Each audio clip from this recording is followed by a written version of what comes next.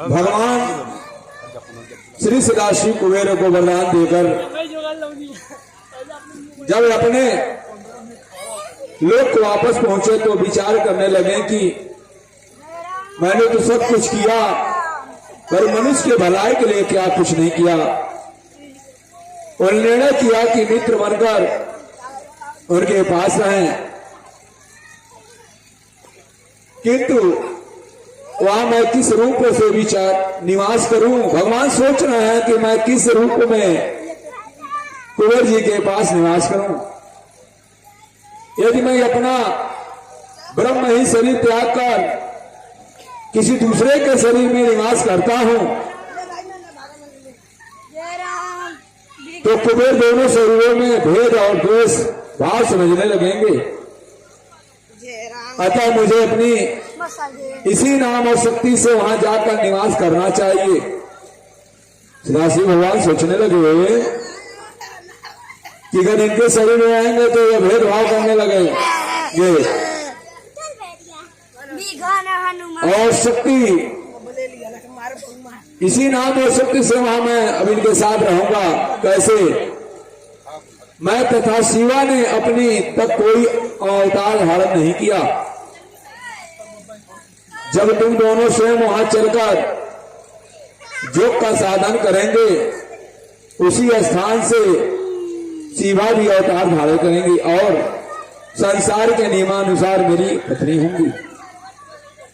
ऐसा विचार करके वहां से चलने का निश्चय करके भगवान सदाशिव ने अपना डमरू बजाया। भगवान शंकर जी ने अपना डमरू बजाए। डमरू के शब्द में तीनों लोग में झंकार। जब भगवान शंकर जी डमरू बजाए तो तीनों लोग में झंकार आवाज गई। उस शब्द को सुनते ही तीन लोग स्वामी आश्चर्य में पड़कर उस ओर चल पड़े। भगवान श्री विष्णु गरुड़ पर सवार होकर के और हंस पे चलकर चला और सनकादिश मुनि सिद्धि देवता एक धर्म सब इत्यादि चारों तरफ से चल पड़ा। भगवान श्री सदाशिव के वह गण जो हर समय नशे में धूत रहते थे सभी उसी ओर चल पड़े। चलने वालों के मन में नाना प्रकार का विचार उठ रहे थे। कोई सोचता कि मैं भगवान श्री सदाशिव के दर्शन होंगे।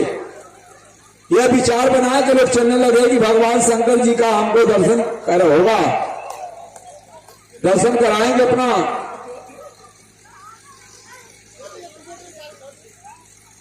इस तरह सोचकर सब लोग भगवान श्री सदाशिव के शरण में पहुंचे। भगवान शंकर जी के शरण में पहुंचकर दरबार में पहुंचे। उनको दंडवत करके हाथ जोड़ के उनके सम्मुख खड़े हो गए। सब देवी देवता जो गए थे भगवान शंकर जी के सामने प्रणाम करके खड़े हो गए। भगवान श्री सदाशिव ने भगवान श्री विष्णु का हाथ पकड़कर अपनी दाईं ओर बैठाया और मुझे श्री ब्रह्मा जी को अपनी बाईं ओर बैठाया। इसके विचार पश्चात उन्होंने आने वालों को उचित स्थान दिया और सबका मान सम्मान किया, कुशल मंगल पूछे और सबका जस योग सम्मान किए। इसके पश्चात उन्होंने अपनी इच्छा सब पर प्रकट की और कैलाश पर चलने का विचार प्रकट किया। भगवान शंकर जी सबको आशीर्वाद दिए, सबका कुशल मंगल पूछे। 33 उपनकोट देवता जब गए थे उनके दरबार में, अब उनके साथ चलने का निर्णय के चलने के लिए तत्पर हो गए।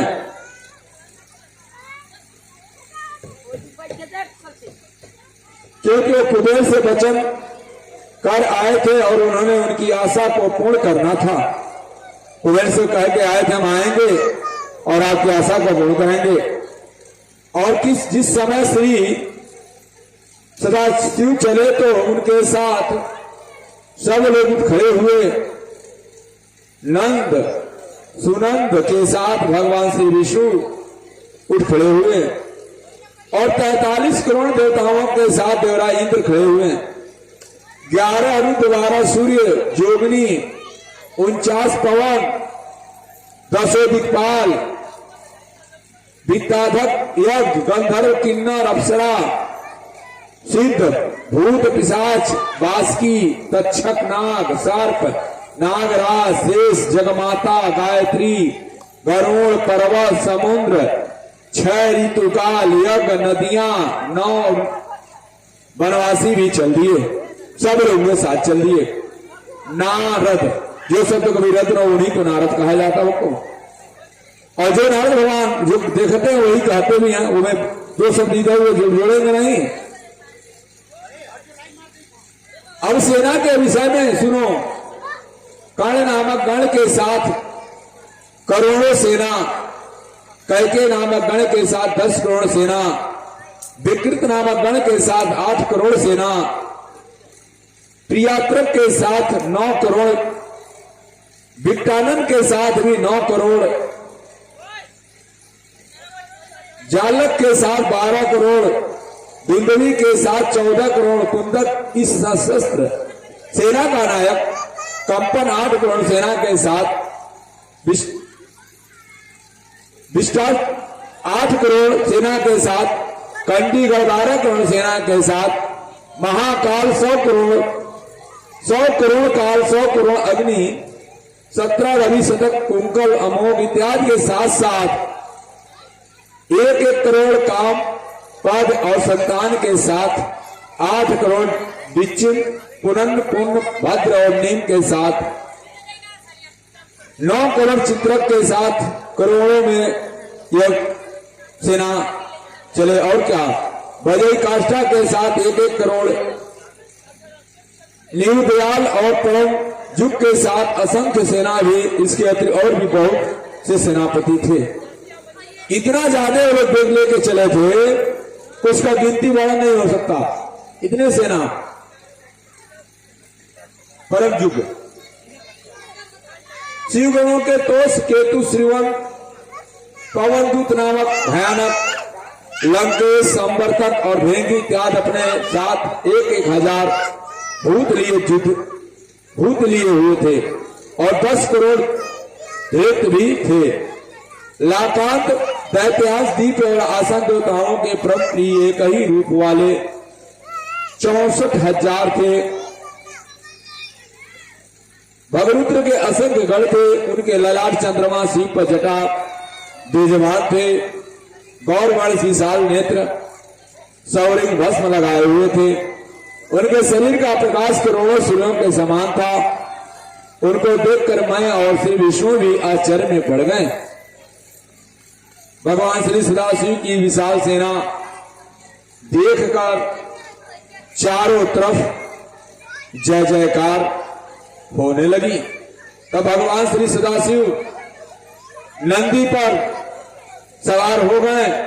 उनके दाएं और बाएं ओर में और भगवान श्री विष्णु अपनी सवारियों पर सवार होकर चले।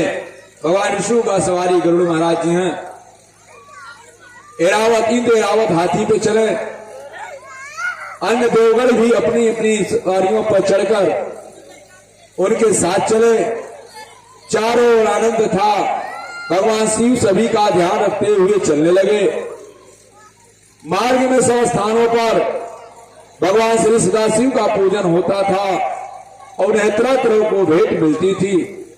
चलते चलते जब सब लोग अलकापुरी के समीप पहुंचे, अलकापुरी नगर में पहुंचे, तब श्री कुबेर जी साजबाज सहित भगवान श्री सदाशिव का स्वागत करने के लिए यथाविधि अतिथियों का सत्कार करने तथा भोजन की व्यवस्था करने के लिए अपनी पूरी को गए और यथाजोग प्रबंध करके जो उनके पास था वह लेकर के तैयार हुए और भोजन इत्यादि कर अपने के पश्चात उनका यथाविधि पूजन किया और उनके चरणों में गिरकर उनका हाथ पकड़ा और वहां से आगे चले। यहां अध्याय संपन्न हुआ। श्री महापुराण का 19वां अध्याय कुबेर जी के साथ भगवान सदाशिव भगवान श्री विष्णु में और अन्य सब अलकापुरी में पहुंचे। नगर में पहुंचकर कुबेर जी ने सबका यथायोग्य सत्कार किया। उनके पास जो जुरा मिला हुआ सबका सत्कार किए। फिर भगवान सदाशिव ने विश्वकर्मा को स्थान बनाने की आज्ञा दी। जो भी कोई स्थान देखते आप हैं वह ब्रह्मा जी के मानस पुत्र विश्वकर्मा भगवान हैं। उन्हीं का सब बनाया हुआ नगरी है। विश्वकर्मा ने अनेकों प्रकार के स्थान बनाए थे। वहां की भूमि नीलमणि से बनी हुई थी।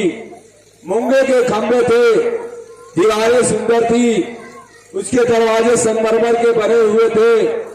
भवन के मध्य में भगवान श्री सदाशिव के बैठने के लिए जो स्थान बनाया गया था वह रत्नों से सजाया गया था।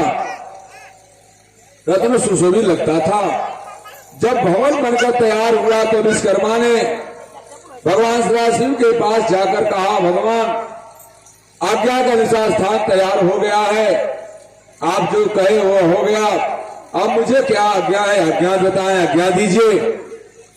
वह सुनकर भगवान श्री सदाशिव जाने के लिए तैयार हो गए। मुझे क्या, भगवान श्री विष्णु के साथ लेकर भगवान श्री सदाशिव वहां पर गए। जब हम सब वहां पहुंचे तो महात्मा कुबेर को स्वीकार कर लिया, जिसमें हम सबको बड़ा सुख प्राप्त हुआ। श्री ज्योतिष मुनि ने मुहूर्त का निश्चय कर भगवान श्री विष्णु से कहा, तिलक का समय निकट आ गया है, तो अतः आप शीघ्रता पूर्वक काज कीजिए। ज्योतिष मुनि की यह बात सुनकर मैं और भगवान श्री विष्णु सदाशिव के पास गए।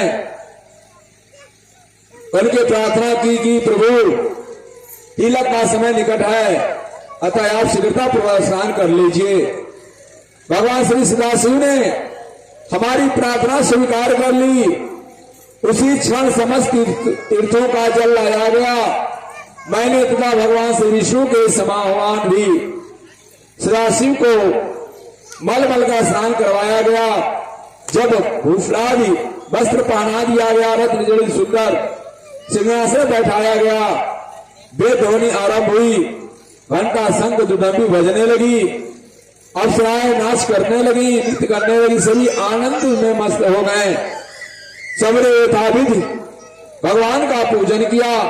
उन्हें नाना प्रकार की भेंटें की गई, नाना प्रकार की दान दक्षिणा दी गई। सबसे पहले महात्मा कुबेर ने भगवान श्री सदाशिव का पूजन किया।